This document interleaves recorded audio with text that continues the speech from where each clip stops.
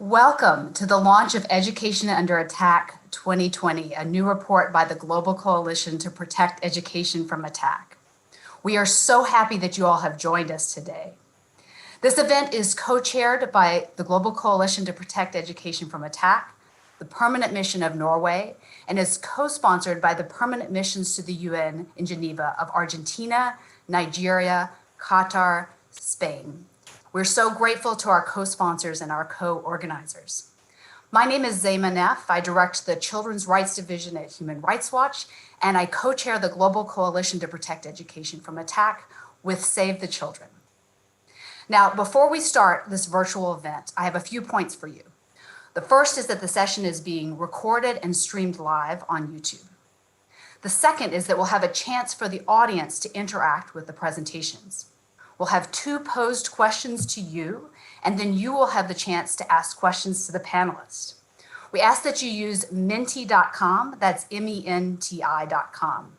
You will have to enter a code that I believe is appearing on the screen. It's 368865, and you'll use the same code for each one of the segments. I will now introduce the first question to you. The second question we'll introduce later in the program. The first question is, how many attacks on education occurred between 2015 and 2019? You can choose A, at least 5,000, B, at least 9,000, or C, at least 11,000. So please log into menti.com to submit your answers. Now, while you're doing that, let me tell you that the Global Coalition to Protect Education from Attack is a coalition of UN agencies and NGOs that has been working for the last 10 years to protect education from targeted and indiscriminate attacks by armed forces and armed groups. Education Under Attack is the flagship publication of GCPEA. The report documents attacks on schools, universities, their students and staff, and the military use of schools and universities.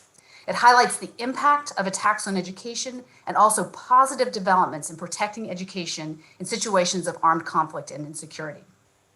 The coalition would truly like to thank our donors for their generous support for Education Under Attack 2020. And these include the Education Above All Foundation, Education Cannot Wait, the Norwegian Ministry of Foreign Affairs, and an anonymous donor. So thank you.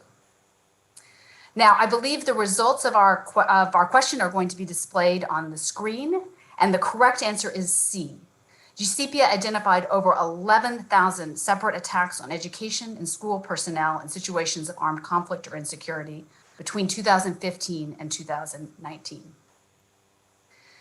Now, let me turn to our opening remarks, and it's my pleasure to introduce Ambassador Hans Bratskar, the permanent representative of Norway in Geneva, who will deliver our opening remarks.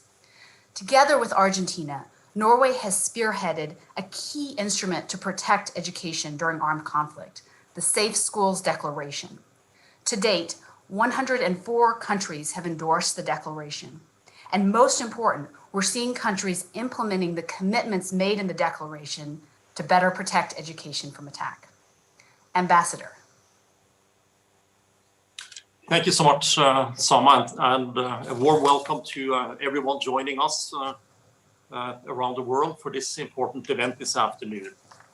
Every child has a right to an education. Few things are more important to a child's well-being and future than going to school and feeling safe in school. Unfortunately, schools and universities are, as we know, targets of attack in conflicts around the world. The new Education Under Attack report documents the alarming extent of such attacks. I'm struck by the numbers. Military use of schools in 37 countries is turning schools in these countries into targets. And as you now all know, after the small quiz, there have been more than 11,000 attacks on education and school personnel over a 5-year period. And this is simply unacceptable. It is our responsibility to respond. Endorsing and implementing the Safe Schools Declaration is a powerful way to counter attacks on education. By endorsing it, states express their political commitment to protect students, teachers, schools, and universities during armed conflict. They also commit to implementing the guidelines for protecting schools and universities for military use during armed conflict. I'm very pleased that now 104 states have endorsed the Safe Schools Declaration. I'm encouraged to see states implementing the declaration and taking action to protect students, teachers, schools, and universities. If we are to succeed, we need strong partnerships. I'm grateful to the GCPEA for its research and tireless advocacy. Thank you as well to Argentina and Spain for championing the Safe School Declaration together with Norway. Thank you also to other committed states like Qatar and to Nigeria, who will host the next conference on the declaration. It is key to include the human rights perspective in our discussions, and I'm therefore very pleased that the Deputy High Commissioner for Human Rights will share her perspectives with us today. Thank you for that. As we learn more about the findings in the Education Under Attack report, I urge all states to endorse and implement the Safe Schools Declaration, and I thank you for your attention. Thank you so much. It is now my pleasure to introduce Ms. Nada Al-Nashif, UN Deputy High Commissioner for Human Rights. We're aware that you cannot stay with us throughout the session due to your competing commitments and are therefore so grateful to you for your participation in today's launch. Deputy High Commissioner, attacks on education have far-reaching, devastating impacts, with girls and women facing particular consequences. Can you share more with us about why protecting education from attack and respect for international human rights law is so important? Thank you. Thank you very much for having us join you today. Thank you to their expertise who are co-chairing and supporting this effort. It's of course critical. We know what a crucial role schools and teachers play in providing children with some normalcy, with protection, with mental health safeguards when they need it the most, particularly, I guess, in the context of conflict or displacement in particular, or when they are exposed to such debilitating crossfires. COVID-19, let me just say, has added another grim layer to this realization that for us, it is clear now that with the lockdowns and school closures, we are at the risk of seeing even more increasing cases of military use of buildings, of encroachment, of attacks on school buildings and health facilities. And of course, we know that attacks on education have especially negative long-term impacts on girls and women, including, we have seen many reports of late, child and forced marriages, early pregnancies, sexual violence, or risk of abductions. I think there is a whole range of vulnerabilities there, which dramatically affect the ability of female students to engage. Oftentimes, this low educational attainment makes going back to school almost impossible and is therefore a mark for life. This low educational attainment also weakens solidarity in communities, and I think this is another lens that we are looking at. We talk a lot about the empowerment of communities in these days of COVID, and women's participation in societies is critical for that. So the importance of protecting the right to education of girls is paramount, and it makes a lot of economic and strategic sense for countries to fulfill those development potentials. This requires a lot of proactive measures from all that we have seen, that we monitor, that we investigate, protecting girls, particularly on the way to and from schools, young women to and from universities, ensuring that schools as civilian spaces are physically secure, providing alternative forms of education, including all that can be community-based. And in doing so, of course, and across all these kinds of interventions, to make sure that education is non-discriminatory and that it truly alleviates the social and administrative barriers that prevent girls from enrolling and completing school. And the right to education is a universal entitlement, not only a human right itself, but also an indispensable means of realizing all other human rights. We know that education remains the primary vehicle by which economically and socially marginalized adults, young people, and children can lift themselves out of poverty and obtain the means to participate fully as citizens in their own communities. And just on the humanitarian law and human law, this right is not subject to derogations. During armed conflict, international humanitarian and international human rights laws must be respected, with special regards to the needs and welfare of children, which I think the UN has been very strong about. And also I welcome the participation of civil society, which has been really very active in these areas. The full range of children's rights, economic, social, cultural, as well as political and civil, must be respected, protected, and fulfilled in accordance with international obligations. Of course, states have the primary responsibility to promote and ensure accountability, but there is a simple truth. Respect for law and accountability for serious violations are the two most pressing challenges to strengthen the protection of civilians and their rights, including the right to education and health. And so attacks on schools must be monitored, they must be investigated with the support of the collection of quality disaggregated data, along with the establishment of early warning systems and risk prevention measures in order to alleviate the impact of attacks on students, on staff, on schools and universities. In that spirit, we really welcome the 2020 edition of Education Under Attack, which provides much needed evidence and data in this age of emphasis on the scientific data-based evidence gathering. I think we're really very hopeful that this can strengthen the accountability and potential solutions for the violations of the right to education, in addition to, of course, making this a solid basis for continued advocacy for the implementation of the Safe Schools Declaration to protect the right to education from an attack, and ensuring that it continues to underpin all of the Sustainable Development Goals moving forward. Thank you very much. Thank you so much, Deputy High Commissioner. On that note, I'd like to turn to Dr. Marika Solaikis, the lead researcher, and Dr. Jerome Marston, the researcher at the Global Coalition for Education Under Attack 2020. Can you all please describe the findings of Education Under Attack 2020, trends that you have identified, and recommendations from the report? Thank you, Zema. Thank you for your question. Before we answer that, we wanted to first thank the Norwegian, Spanish, Argentine, Nigerian, and Qatari missions for co-hosting this launch event. And thank you to everyone who is joining us virtually today.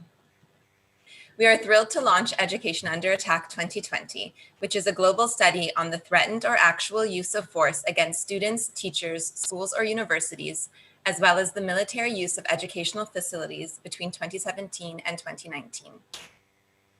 Attacks on education include the bombing and burning of educational facilities, as well as the killing and maiming, rape, abduction, arbitrary arrest, or recruitment of students and educators at or on the way to or from school or university during armed conflict or insecurity. GCPEA tracks violations by the military and other state security forces, as well as non-state armed groups. These attacks violate the right to education and other fundamental rights highlighted by Deputy High Commissioner Al-Nashif. However, we also know that the Safe Schools Declaration provides concrete commitments to safeguard human rights.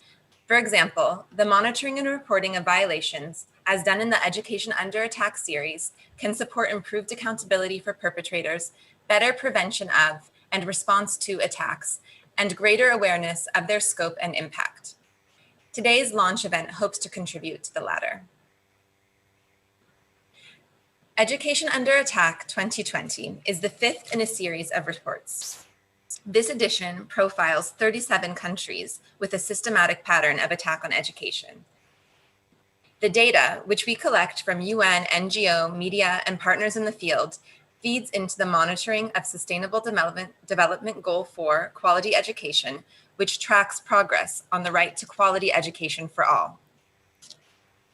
Today, Jerome and I will highlight some analyses of this data on both national and global levels over the past 5 years. Globally, GCPEA found over 11,000 reported incidents of attacks on education between 2015 and 2019. During this period, 22,000 school and university students and personnel were injured, killed, arrested, or harmed by attacks. The impacts of attacks reverberate far beyond the individuals and schools or university harmed. causing acute and lasting damage on their communities and entire education systems. While the overall number of attacks globally declined slightly since the last reporting period, we found that attacks are occurring in more countries around the world and even intensifying in certain areas. Between 2015 and 2019, 93 countries experienced at least one reported attack on education, an increase of 19 countries since the last report was published in 2018. This animation shows where attacks are increasing and decreasing in the 37 countries profiled. 10 countries are profiled for the first time. GCPEA found the highest reported numbers of attacks on education in the Democratic Republic of Congo and Yemen. Approximately 1/3 of all reported attacks on education globally occurred in these two countries between 2015 and 2019. As you may know, GCPEA collects data on 5 categories of attacks on education and the military use of educational facilities. We will now share some of the key findings for each of these categories.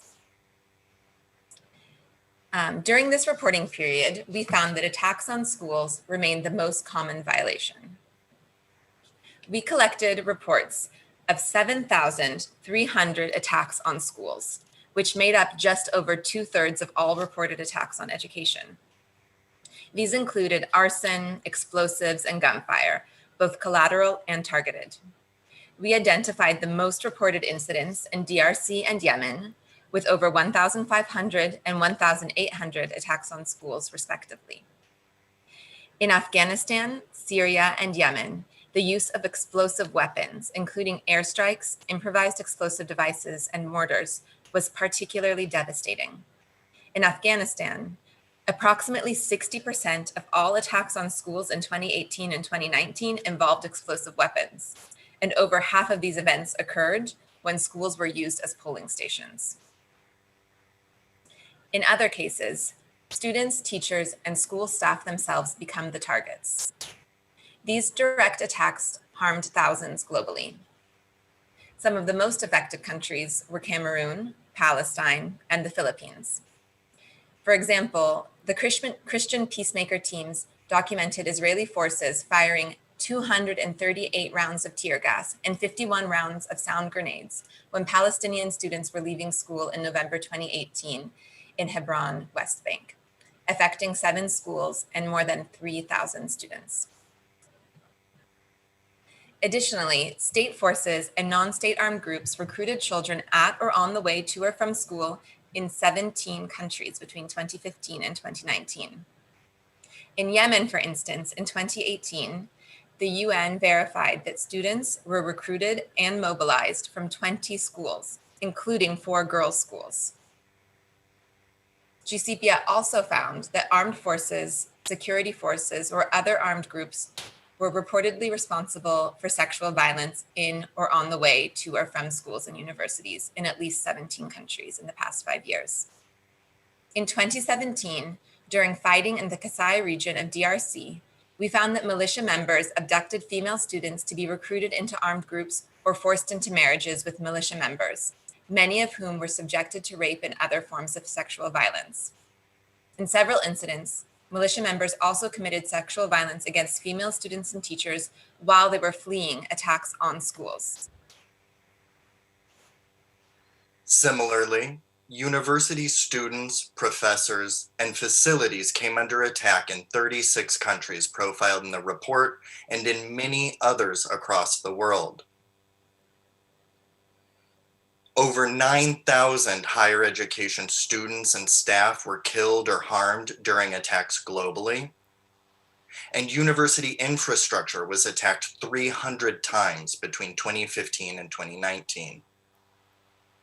For instance, in India, more than 1,000 students and higher education staff were injured, detained, or killed in 2018 and 2019. Primarily due to excessive use of force during education-related protests. In addition, university buildings were attacked several times there, such as when a grenade exploded outside the main entrance of a university in Jammu and Kashmir, which was reportedly planted by a non-state armed group in November 2019. Attacks on education particularly impact women and girls. Specifically, we identified 21 countries where targeted attacks on women and girls occurred over the past 5 years. In some cases, armed groups use violence to stop girls from pursuing an education, such as in Pakistan, where the UN verified that armed actors damaged 14 girls' schools in a single night in 2018. Or in northeast Nigeria, where a faction of Boko Haram reportedly kidnapped 110 girls and 1 boy from a girls' school in Dapchi in February 2018. All but one of the kidnapped schoolgirls were released. The school later reopened, but more than 3/4 of students were not in attendance, partly due to their safety concerns.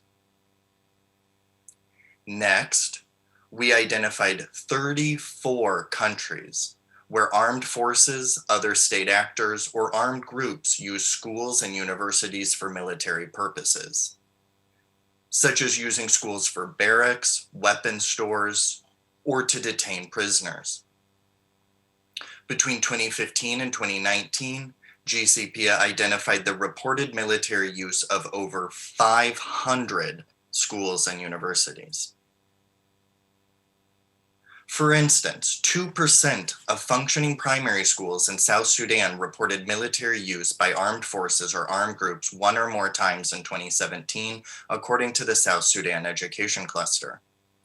Details are not available on all the schools, but disaggregated data does exist for 5. In these 5 schools alone, the presence of armed groups or forces affected up to 1,900 students, more than 40 of them girls, and 58 teachers, several of them women. 13 weeks of education total were lost due to military use and insecurity at and around the schools, and 115 students dropped out of the 5 schools in 2017, with insecurity and fleeing conflict as common reasons given for leaving. When armed forces and armed groups use schools and universities for military purposes, they put students and educators' fundamental rights at risk. But military use is not inevitable. As we all know, it can be avoided. In fact, military use is prohibited for UN peacekeepers, and GCPEA has not identified any new cases of military use by these forces since 2017. To end attacks and preserve the right to education, GCPEA's overarching recommendation is that states endorse and implement the Safe Schools Declaration. 37 countries are profiled in this report. Half are not signatories to the declaration. Specifically, GCPEA urges states and stakeholders to, first, restrict military use, including by incorporating GCPEA's guidelines for protecting schools and universities into military doctrine and training. Second, ensure accountability for perpetrators of attacks on education. Third, develop safety and security plans to prevent and respond to attacks on education and that take into account the specific needs of women and girls. Finally, strengthen monitoring and reporting of attacks on education, including by disaggregating data by type of attack, level of schooling, and gender. Education can be protected from attack. Before finishing, we would like to acknowledge Education Cannot Wait, the Norwegian Ministry of Foreign Affairs, the Education Above All Foundation, and an anonymous donor for their generous support of the Education Under Attack project. Thank you to the audience for engaging with us. Zema, we turn it back to you. Thank you so much, Jerome and Marika. Those are sobering findings, but also compelling recommendations. And I think your point that there's more that can be done is perhaps the most compelling part of the findings that you presented. So thank you very much. Now let me turn to Ms. Abir Pamuk, who was formerly a student at the University of Aleppo and is now a grantee of the Institute of International Education at Brandeis University. Ms. Pamuk, you began your studies at the University of Aleppo at a time when the war started and your university was under attack. You also started your career as a frontline humanitarian worker. Can you please share more about the experiences of students in Aleppo at this time? Thank you, and thank you to those listening to us online today. On January 15th of 2013, I received a call that altered the direction of my life. The University of Aleppo was bombed, I was told, on the first day of midterm exams. 89 people were approximately killed, and I lost 4 of my friends and colleagues that day. The tragic event compelled me to join the humanitarian field in Syria. And for the next 3 years, I worked with SOS Children's Villages, the largest international aid agency taking care of orphaned and abandoned children. My work took me to the front lines often, where I saw countless bombed and abandoned schools around the country. I quote a teacher from a heavily bombed Damascus neighborhood who called me once saying, "We are hiding in the basement. The plane is bombing again." In 2017, I left the Middle East for a fellowship in New York, and I was inspired to pursue an MA in Peace Studies. I thought that receiving a higher degree from the United States is impossible for people with my background until I was introduced to the Institute of International Education, IIE. With a combined scholarship from the Sidney Topol Family Foundation and IIE, I am happy to say that I was able to go to the Heller School for the Social Policy and Management at Brandeis University. And I graduated my MA degree in conflict resolution and coexistence just last month. My scholarship provided me with a safe place to study and opened endless opportunities for me to grow and help my country. From September last year until April of 2020, I joined the New York Times Visual Investigations team to work on a series of reports that proved for the first time that Russian pilots were getting the coordinates of a hospital, a school, or a crowded market in Syria, then bombing it. So what can we do to stop this?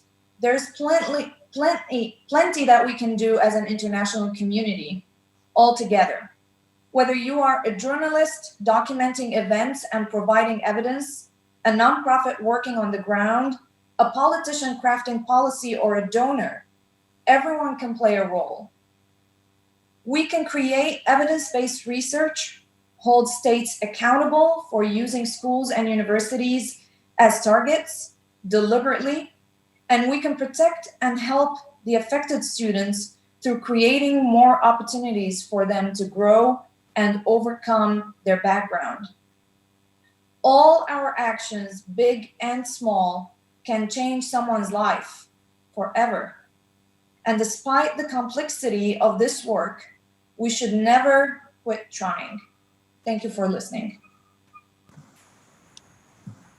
And thank you so much for sharing your experiences with us and for the work that you continue to do. And congratulations on your recent graduation. Thank you.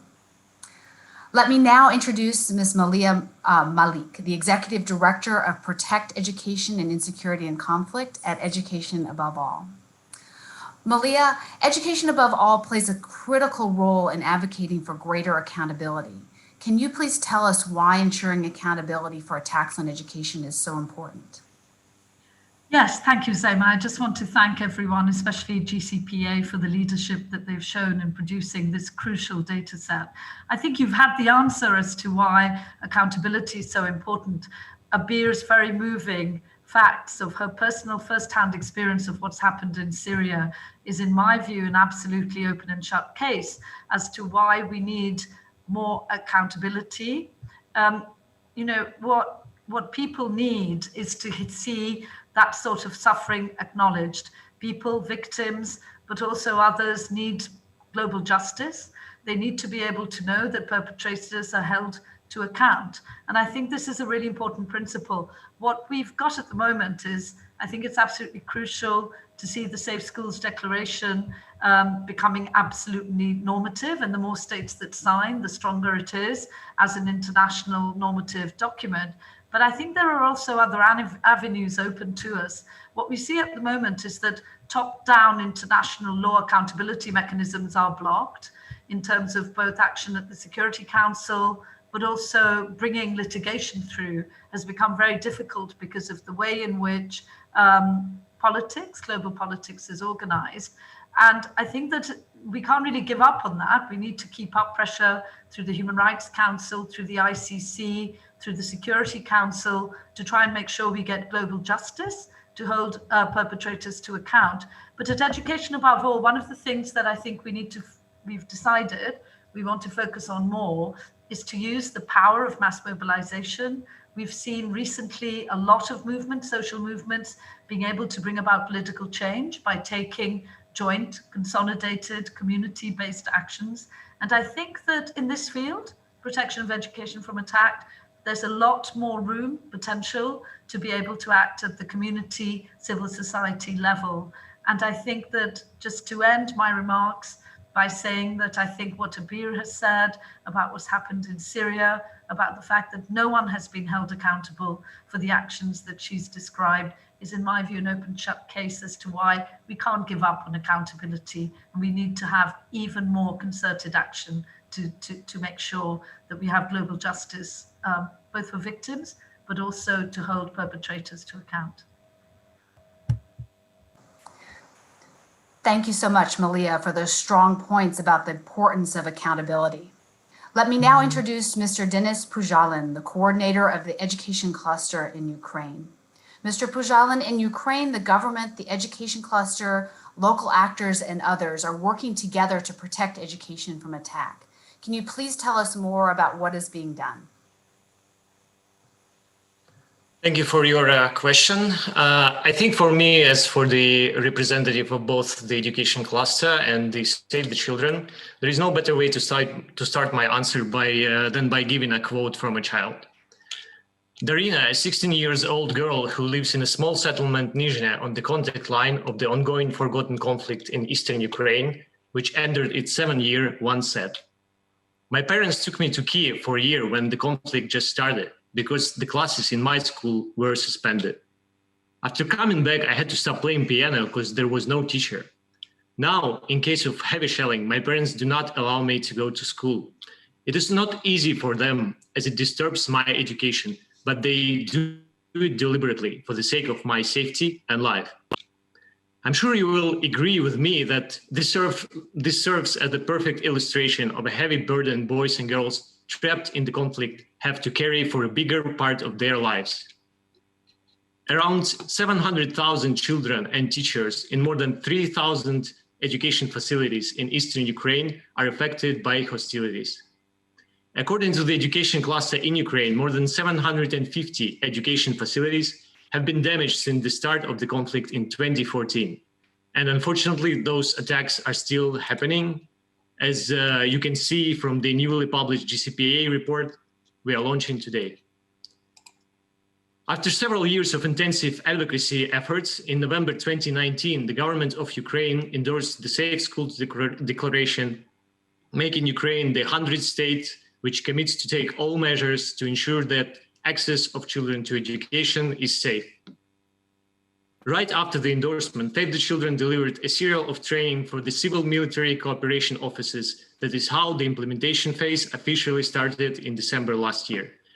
In collaboration with Civic and ICRC, we will continue working with the Ministry of Defense on delivering trainings to civil-military officials and Ukrainian armed forces, as we consider them as one of the key stakeholders in SSD implementation. We also provided our inputs to the government's implementation draft plan, guiding the Ministry of Education on the key areas in implementation and indicating who from the government stakeholders need to take lead in which area and move the process forward. Members of the education cluster intend to be more and more engaged in dealing with the military actors to deliver one simple key message. Schools belong to children and children belong to schools.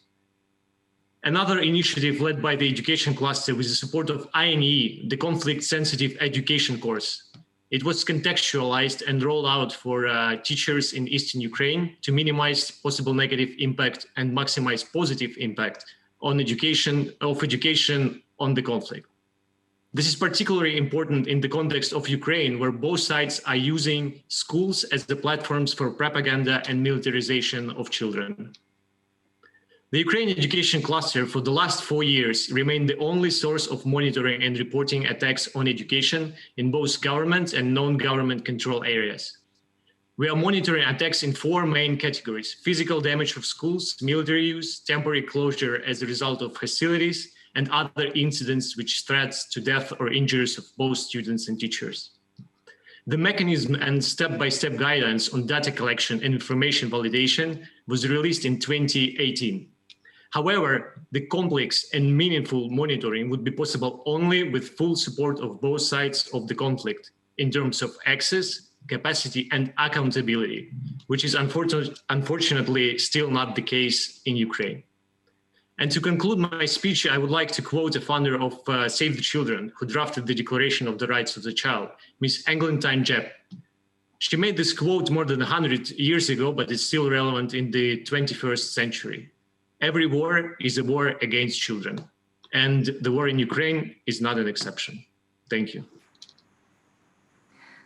Thank you, Dennis. And let me thank all of the members of our panel who have so generously shared their experiences and their information and their perspectives on protecting education from attack. Let me especially thank you, Deputy High Commissioner, for joining us today. We know that you have to leave, and we appreciate your being with us today. So thank you. Now let's turn to the question and answer segment of the program. We're going to invite you, the audience, to submit written questions through menti.com. That's menti.com. Please use the same access code, 368865, and press Ask a Question. Now, while you're posing those questions, we'll start with 2 comments. First, from Mr. Javier Gasso, the Deputy Director General for the UN at the Ministry of Foreign Affairs and Cooperation for Spain. The government of Spain has hosted the last international conference on safe schools and has consistently shown its support for protecting education from attack. Then we will immediately move on to Mr. Dauda Diarra, the Education and Emergency Specialist at Plan International. Plan International has direct experience in the field in confronting attacks on schools, teachers, and students, and Mr. Diarra will be speaking from that perspective. So let me first turn to Mr. Javier Gasso, please. Well, thank you, Seema, very much, and thank you to Norway for making this event possible, and of course, thank you to the GCPEA for presenting this report. You can believe me, I mean, this is a very useful tool that we member states use very much and very actively in order to develop our own policies in this respect. I want to make just 2 quick comments. One is related to data collection, and the other is related to implementation.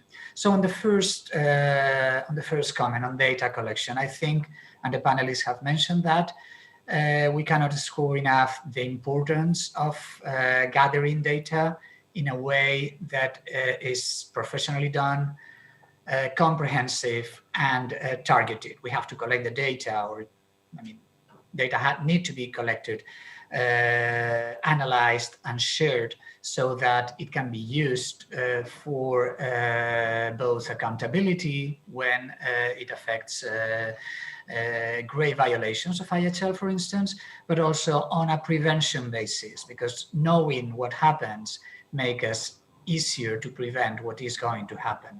So in that way, I would like to stress the importance of finding synergies between the different agendas on protection of civilians. Spain has been very active in 4 of those agendas: children and armed conflict, and particularly, of course, in protecting education, but also protecting healthcare in situations of conflict, of course on WPS, and also on hunger and conflict. And in particular, in this case, Spanish University, the University of the Basque Country, together with Action Against Hunger, is developing a protocol of gathering data. So my comment to the panel or question to the panelists would be, to what extent you think we can find synergies between all those different movements to collect and analyze those data in different attacks against civilians at the end of the day, and can be used collectively in order to prevent and, if need be, in order to make it make the attacks accountable. So on my second comment, implementation, again, we have given ourselves a very extensive tool, which is the Safe Schools Declaration and the guidelines to protect education in situations of attack and conflict. And now what we need is to implement those, and we need to learn how to implement. So in this respect, I simply wanted to recall that in the Palma conference last year that you mentioned, Seima, we committed ourselves to organize a technical program together with the GCPEA to implement or to exchange experiences in the implementation of the guidelines and the Safe Schools Declaration. Of course, this technical program had to be suspended in a way due to the pandemic, but we are still hoping to have it in force before the end of this year. So the results of this program can be used if needed in the next Safe Schools Declaration conference next year in Nigeria, if that is possible. So thank you very much, Seima, for giving us the floor, and I hope that the panelists will be able to react on these comments. Thank you.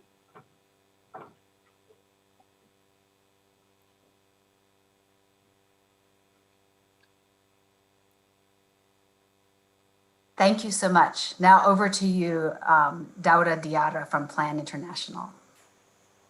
Thanks for giving me opportunity to talk about Plan International's perspective from the field. The Central Sahel countries in West Africa have for many years been characterized by protracted crises, putting the life of thousands of children and adolescents at high risk. Girls and women are in a particularly vulnerable situation because of the augmented risk of sexual and gender-based violence and other protection concerns. The increased attacks on schools by non-state armed groups during the last months is directly infringing on children's right to education. School closure forced by attacks lead to increased school dropout, especially for girls.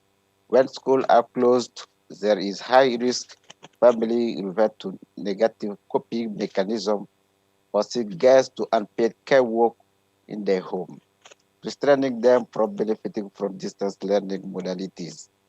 Because of increased risk of early child and forced marriage and teenage pregnancies in times of crisis and school closures, girls are also less likely to go back to school when reopened.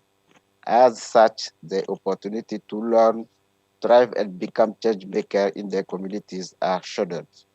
We call on all parties to advocate for a dialogue for sustainable peace, including through community-based mechanisms, and support the Secretary General's call for a global ceasefire.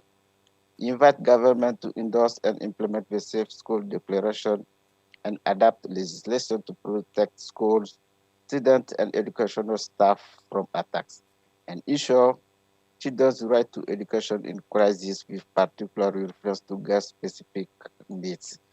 Girls and boys cannot wait. Thank you all. Over to you, Zema. Thank you so much. It's so useful to hear, particularly from organizations working on the front lines of this issue, whether it's in West Africa or Ukraine or elsewhere, and we really appreciate those remarks. Before we turn to questions from the audience, I want to see if the panel would like to respond to the questions from Spain, particularly the points on monitoring and data collection, and also the synergies between different agendas on the protection of civilians. Yeah, Zema, I would love to respond just really briefly to Javier's point. I think that one of the areas that GCPEA is working on right now is creating better standards and harmonization for data collection. And actually, Ukraine is a really great example of that. They've taken GCPEA's definitions and created their own kind of toolkit for monitoring and reporting. And GCPEA is also right now developing a toolkit with indicators, definitions, and standards to facilitate the collection of data on attacks on education where systems aren't in place or need some strengthening. I think that we have certain countries where there are really established reporting mechanisms and other places where support still needs to be implemented. Thank you. Thank you so much. And now we have a question for Abir. Specifically, what more can be done in order to protect students and support students who are facing attacks on their education? Well, I think, first of all, the accountability part, I know we've mentioned it in this conference over and over again, but it is a very important part to resolving this problem. It's very important to get all stakeholders involved in this process. And what I think also could be done is looking at policies for students who already get admitted to universities abroad and want to continue their education. For example, recently I've heard from many Syrian scholars that I know that they would get an admission in a university and get rejected in their visa processing. So I think it is becoming a hurdle when these scholars have already done, have already bared the bombing, bared the difficult conditions and put themselves in a place where they can apply to places. I think they need some kind of protection or some kind of a guarantee that they can get to these opportunities. And again, I'm speaking about the experience of Syrian scholars that I know in different places. So I think I am a firm believer that a solution to these problems from the root can be with amending policies in different places on the receiving part and on the ground where these things happen. So policy, research that's based on data that can move policy forward on all levels. Thank you so much. Dennis, a question for you or others who might be willing to answer. Could you please share more about the role of community-based organizations in strengthening the efforts to protect education from attack? Yes, of course. I think in general, in our context, the local organization and community-based organizations, they are playing the very important role in terms of building the resilience of schools towards the attacks. Because unfortunately, we as humanitarians, we cannot stop wars in order to absolutely protect all the schools from attacks. But we can make our efforts in terms of building resiliency and teaching children, parents, and teachers to act correctly in case the attack happens. And as well, coming back to the previous question, I think as well the local organizations and community-based organizations playing a very important role in terms of monitoring and data collection, as they are the ones present on the ground in the field. Thank you. Thank you so much. Dauda, would you like to add to that?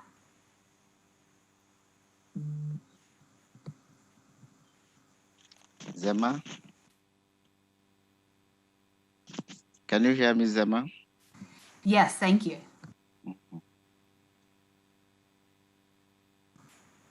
Yes, we can hear you. Okay. The question I have is what can be done to better protect female students against attacks in the Central Sahel countries, given that access to safe education is critical to ensure active participation of girls and women in peace-building processes. I would like Jerome and Marika to give us an answer. Thank you.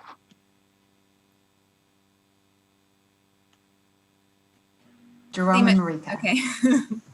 Thank you. That's a great question. I think that we know that gender responsive implementation of the Safe Schools Declaration can can support the protection of women and girls, especially in the Central Sahel, but throughout the world. We have some great examples from Nigeria, where the Ministry of Education and partners held a Safe Schools gender sensitization in 2019, for example, and they also developed an education in emergencies gender curriculum. We also saw that in Burkina Faso, gender-sensitive emergency preparedness plans and psychosocial support have been implemented by the ministry and partners. So when we see gender-sensitive and responsive programming being infused and with collaboration of government and partners, I think we see really strong protection of women and girls. A particular recommendation that I would make for the Central Sahel is that we currently lack adequate gender disaggregated data on attacks on education in the region. And so we would really encourage states and partners to begin collecting and reporting more on how girls are affected. So the number of girls affected, the number of girls' schools which are affected, female teachers, et cetera. And then we can really begin to see the gendered impacts and then respond in the most gender sensitive way. Thank you, Marika. Jerome, we have a question for you. One of the findings of the report was that there are places in the world where attacks on education are actually increasing. Could you tell us more about that and share some examples with us? Absolutely. Attacks are increasing in several parts of the world, despite the overall slight decrease that we saw. A particular area, not geographic, but thematic, or a category of attack that we saw increasing was in higher education. And in particular, repression of higher education protests, which occurred on campus, or education-related protests off campus. So we saw increases in that area, for instance, in India and Nicaragua. Other countries that we saw increases in attacks were Colombia and Venezuela. There we saw increases, or at least a steady course in military use, and in Colombia, the systematic targeting of teachers. Zema, I'll turn it back to you. Thank you. Zema, I just want to add also to that because Dauda brought up the Central Sahel, that's an area where we've really seen the skyrocketing of attacks on education. So in Burkina Faso, in 2016, we had just one attack on education. And in the last 3 years, we recorded over 120 attacks on schools alone, and the closure of 2,000 schools. So we did want to also kind of shed light on that region as well. Thank you. It's just really compelling and disturbing. We have a number of questions on accountability. And let me first, Malia, turn to you. We have a question about the International Criminal Court, the ICC, and why is the ICC an important vehicle for encouraging and ensuring prosecutions for attacks on education? Well, the ICC, which is governed by the Rome Statute, is the most important international court that addresses criminal acts. And although it doesn't directly deal with attacks on education as a crime, what it does do is to include deliberate attacks on education and the selection of schools as one of the criteria that it uses for the selection of a case for prosecution. The reason it's important is that in the most heinous instances of attacks on education, attacks that are targeted, premeditated, structural, that use a disproportionate amount of power against vulnerable communities, I think it is important to have extra firepower in the legal arsenal to be able to bring a criminal prosecution. That said, I think that there is a great deal of, there are a number of challenges before one can have a case. There's a number of cases in front of the ICC at the moment that I think are promising. They're looking at potential cases and prosecutions in relation to bombardment of schools in Palestine and UNRWA school. They're looking at potential prosecutions in relation to attacks on girls' education in Afghanistan, but it's a slow process, but it's a very important legal instrument, and it's international criminal law is a very important way of holding the most heinous crimes against education to account. Thank you so much for explaining that to us and for sharing your particular expertise in this area. Jerome and Marika, do you have other examples of accountability that you can share with us? Yes, thank you, Zema. It's really great to highlight the work of the ICC, but I think that at GCPEA, we also want to recognize some of the efforts, some of the local and national efforts as well to hold actors accountable for attacks on education. In the last Education Under Attack, one of the most egregious incidents that we recorded was an attack on Garrison University in Kenya. Over 148 students and staff were killed during that event, and 79 were injured. But since that event occurred during this reporting period, we found that actually 3 of the perpetrators were convicted in a court in Kenya, and 2 of them were sentenced to life, or one of them was sentenced to life and the other for 41 years in prison.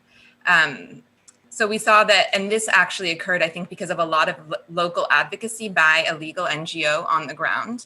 And although I think that there were some things that could have been improved, for example, there weren't reparations made to victims, I believe there are also further trials that are ongoing in the country to try to bring more justice to the victims of those attacks. But that's one incident that we would like to highlight, just in terms of the importance as well of national justice processes for attacks on education. Thank you. We now have a question about the continuation of education, and this is a question for any panelist who would like to answer. How can we keep education going when schools are being bombed and safety just can't be assured for students? I think I can jump in and answer this question. What I've seen in Syria that helped in a lot of cases with schools is creating alternative spaces for children to be, to not be outside, just missing on school. So a lot of programs were created by the organization that I used to work with, SOS Children's Villages, and a lot of United Nations agencies to replace these systems. So that is one thing you can do on the ground when possible, is creating alternatives, because it's less likely that these local conflicting parties that they would go and attack a place that's run by the United Nations, but they have no problem occupying a school on a street that's not run by anyone but the school administrative staff. So that is one thing you can do on the ground. And also on the other end, as I mentioned, for higher education, what you can look at is policies related to sanctioning scholars. For example, countries that have sanctions on certain nationals of certain countries for studying in their universities, these sanctions should be looked at again and should be removed, because I don't think anyone should be sanctioned from receiving education that they deserve based on the place they come from. So again, it's an issue that needs to be dealt with on the ground as it's happening. Like replace these educational institutions if possible, get accountability for those who attack them. And on the other hand, also facilitate for higher education people who seek higher education to be able to attend in universities abroad if they get admitted. That's how I see this, and this is how I see an answer to this question. Thank you so much for those remarks. And I think if there was ever a moment where students and where parents and families all over the world can understand the importance of continuing education, and not letting it lapse for weeks or months or years at a time. I think this moment of the pandemic where we've seen over 1 billion children have their education interrupted gives everyone an understanding why children who have their education interrupted during wartime can't be allowed to languish for extended periods of time. So if there was ever a moment for greater empathy around the importance of continuing education, I think this is it. So I really appreciate your speaking from your experience. We have a question about attacks on schools being used as polling centers. And Marika particularly mentioned attacks on education in schools in Afghanistan that were being used for voting. I know many of us around the world vote in schools. Can you expand on your findings and what you think should be done? Absolutely. Thank you for the question, Zema. Yes, GCPEA found in the last 5 years that there were attacks on schools used as polling stations or otherwise housing electoral materials in in 11 countries, which is quite a few. So I'll dive more into detail in just a moment about that, but to really respond directly to your question, GCPEA's recommendation would be that countries that are experiencing conflict or insecurity conduct risk assessments. And if they find that schools are at risk of attack if used as polling stations, then we would encourage the countries to find a different means of holding elections rather than in schools so that the schools are not damaged. So to dive just a little bit more into detail, using schools to hold elections or to house electoral materials, or when politicians make visits to schools, puts them at risk of attack. This is often arson or explosive devices. And we found these, like I said, in 11 countries. Those included Afghanistan, as my colleague mentioned, also Bangladesh, Nigeria, Nepal, Mozambique, and others in the last 5 years. Thank you for the question. Thank you. Dennis, I believe you want to come in. Yes, thank you so much. I actually wanted to add a few points regarding the previous question about the continuation of education, since this is a very hard topic in Ukraine as well. I think the best answer would be is to actually ask children what do they think about this process and what ways out can they find together with their teachers and parents. So for me, the very important thing in the continuation of education is actually being prepared for the case the school is temporarily closed. So if jointly in the triangle of parents, teachers, and children, they all know the sequence of actions they have to take, then I think it's will be less devastating effect on the children education. Thank you so much. All right, we now want to turn to the second question for you in the audience. And this question is, what does safe schools and universities mean to you? Now we're going to ask that you describe your answer in just 1 to 2 words, and that you again submit your responses through menti.com with the same code 368865, which will appear on the screen. And you'll find the question on the 3rd page. Now, before those results are displayed, I'd like to turn to all of our panelists with one final question. And that is, what do you think is the most critical action that can be taken in order to protect education from attack? Who would like to begin?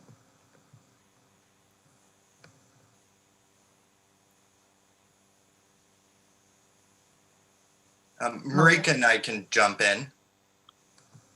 So, first you all, and then Malia. Okay. So first, I would just like to mention that about data collection. Improved data collection and disaggregation, including type of attack, gender, level of schooling, perpetrator of the attack, if that's known, location, days of school lost, repercussions on teachers and students. If this can be known, then we can recognize the scope and location of attacks. And then prevention and response plans can better be prepared so that students can weather attacks were they to occur, and so that education can continue after them. I'll turn it over to other panelists. Yeah, just to hop in, Zema, I think that at GCPEA, we're really privileged to work on advocacy at the international and state level with our work on the Safe Schools Declaration. But as some of the questions and answers have kind of raised earlier, there's also such an important for this work to be also from the bottom up and from a grassroots level. And because we are a coalition working with 9 organizations who have presence on the ground, I think that one of these critical actions is just bringing in all of this work on the Safe Schools Declaration, on monitoring and reporting, on safety and security plans and prevention plans from the school level and the local level up to the national level, as we're also working from a top-down level.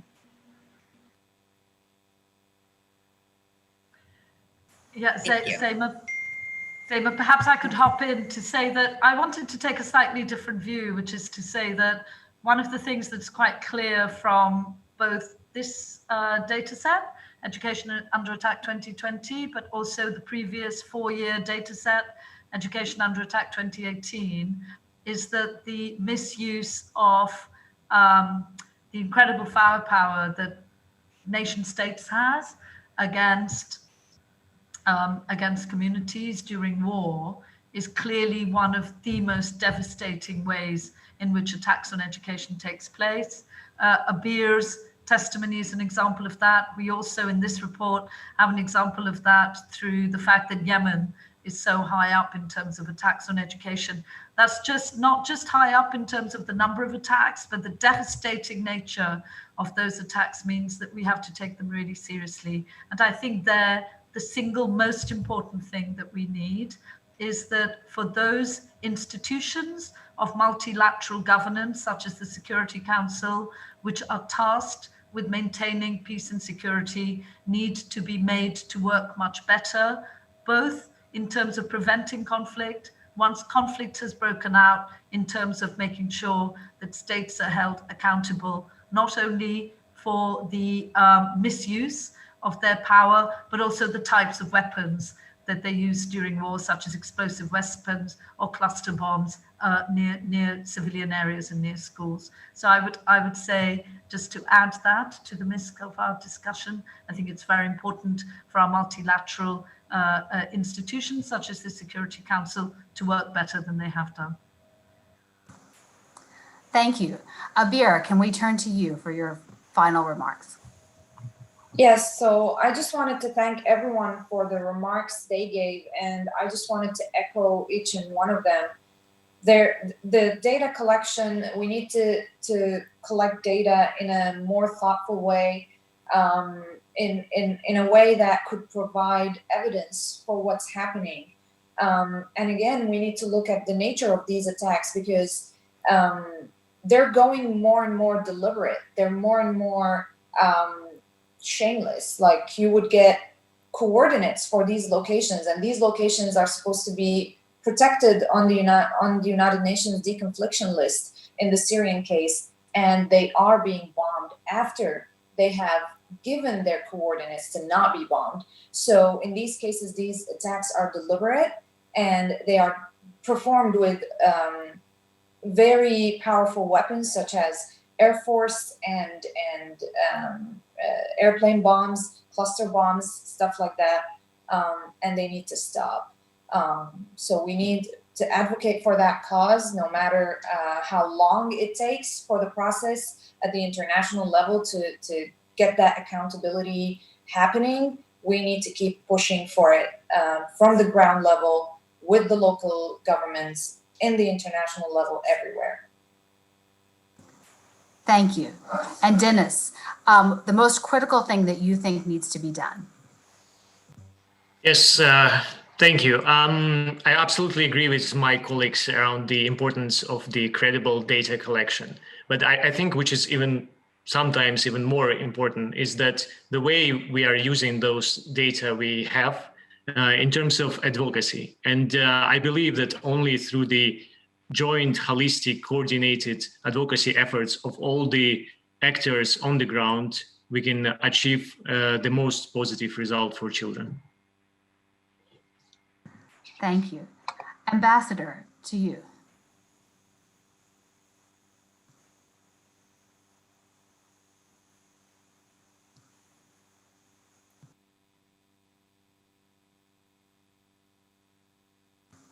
I'm sorry, you're still muted.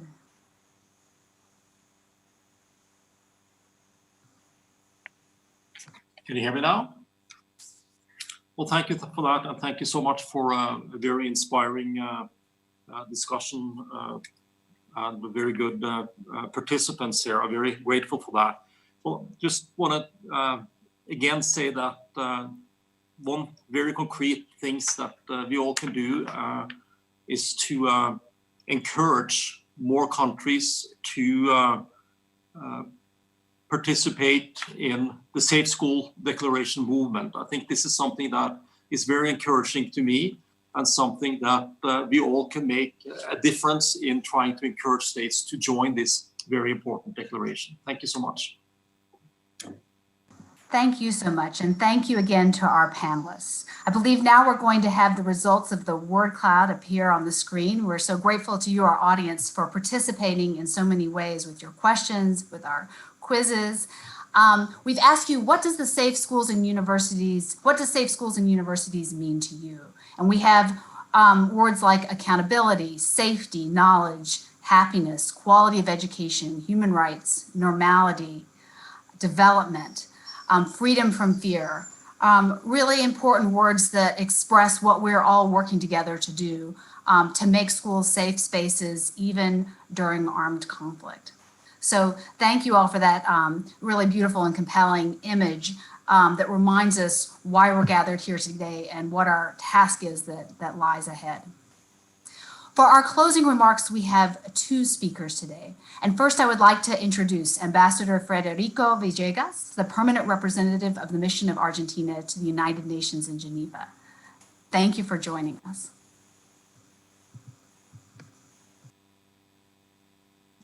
There. Thank you very much for the invitation. I'm the new permanent representative of Argentina in Geneva. I just arrived a month ago. But in 2015, I was Director General of Human Rights when we launched the initiative in Norway that ended up in the declaration itself. So I'm so happy to come here to Geneva after this long process with over 100 states sponsoring the declaration. The Education Under Attack 2020 contains serious evidence that confirms that indiscriminate or deliberate attacks against education not only violate international human rights law and international humanitarian law, but they also threaten peace-building possibilities. And this point, I think I would like to stress the importance to continue developing this interlinkage between international human rights law, international humanitarian law, and why not international refugee law. Those three laws were born in different circumstances for different reasons, but they all have in common the protection of the person. And definitely what we are doing today, it's an example of the interlinkage between these three different international laws. So we are creating soft law, and a soft law, we are trying at least to create a soft law, and that soft law is linked to all these international juridical frameworks. Second point, of course, the importance of civil society and states together. And I would like to thank Norway as the champion for their incredible help and support, and GCPEA, and the way that we were encouraging other countries, and now we have partners like Qatar and Spain, and we soon have a conference in Nigeria. And finally, we have been, of course, strong supporters, and we hosted a very successful international conference in 2017 on safe schools. And there is a remarkable progress, of course, but we would like to stress all the good points that were made in this meeting regarding implementation, because implementation is critical, and we need to be creative in the way to verify the implementation of the declaration. And at the very last point, after thanking everybody for the very good comments and participation and all the people that made questions, the other thing that I would like to invite you to study and develop is the link to development, because several of you mentioned the link direct or indirect to development, but every single country in the world have identified education as the backbone of development. There's not a single country that doesn't include education as the backbone of their development project as a country. Therefore, if we attack schools, we are crippling our societies and frustrating our own development projects. So the linkage to the international law and the linkage to development should be something to explore. Thank you very much. Thank you, Ambassador. I think those are such excellent points that you remind, it's to me striking at least two different respects. The first is to realize that the efforts that we've made so far are really the result of sustained commitments from individuals, from governments who have really over 5 and more years really stuck with this particular issue. And I'm so grateful to so many of you who are participating in this panel who have really remained committed in promoting the protection of education under attack. I think it's really reflected in the progress that has already been made. And I also appreciate your remarks that that bring together development, human rights, education, data collection, and a reminder that this isn't a single issue for people working in one field, for one part of government. In order to protect education from attack, you're reminding us that we all have a critical role to play in working together. So thank you for those remarks. I'd now like to introduce Mr. Abdullah Al-Naimi, the Deputy Permanent Representative for the State of Qatar to the United Nations in Geneva. Thank you so much for joining us, sir. Thank you, Zima. And thank you for giving me the floor. Before I start my remarks, I would like to welcome Ambassador Federico to Geneva and wish him success and endeavor in his mission. Excellencies, distinguished colleagues and participants, and audience who may see us through YouTube, it's indeed a great pleasure and honor for me to be with you today. I'd like to begin this short remarks by thanking the organizers of this event, the Permanent Mission of Norway, and the Global Coalition to Protect Education from Attack, the co-sponsor for their effort to make this event a success. Thanks also go to the distinguished moderator, yourself, the panelists, and all speakers for their valuable interventions during today's virtual event. Ladies and gentlemen, Qatar's commitment to education is not new. Establishing quality education is one of our top priorities, not only at the national level, but also at the regional and international levels. Unlike most of educational providers, we do not limit our efforts to the easiest to reach, but we also extend it to the hardest to reach, to those children in emergency and vulnerable situations. Thanks to the Education Above All, a foundation founded in 2012 by Her Highness Sheikh Abdullah bin Nasser, with the aim to provide a quality education, particularly to those affected by poverty, conflict, and disaster, and through one of its programs, which is so-called Educate a Child. This foundation managed to implement 74 projects in 51 countries and enroll 9.2 million out of school children, with commitment to reach more than 10.4 million children. This is why we give a great importance to this report, as it fundamentally touches the work closest to our hearts. Ladies and gentlemen, I seize this opportunity to welcome the unanimous adoption by the UN General Assembly of Resolution 74/275 to establish 9 September as the International Day to Protect Education from Attack. A resolution which was presented by the State of Qatar and co-sponsored by 62 countries. This milestone resolution that reaffirms the right to education for all and the importance of ensuring safe, enabling learning environments in humanitarian emergencies will of no doubt facilitate joint efforts by member states and UN entities to work together to ensure access to education in situations of armed conflicts. I conclude by saying that we are grateful to GCPEA for your leadership in this important report, which highlights the plight of millions of children living in countries affected by conflict. And I'm glad that Education Above All, which has been partnering with GCPEA since 2011, is now one of the main supporters of this study.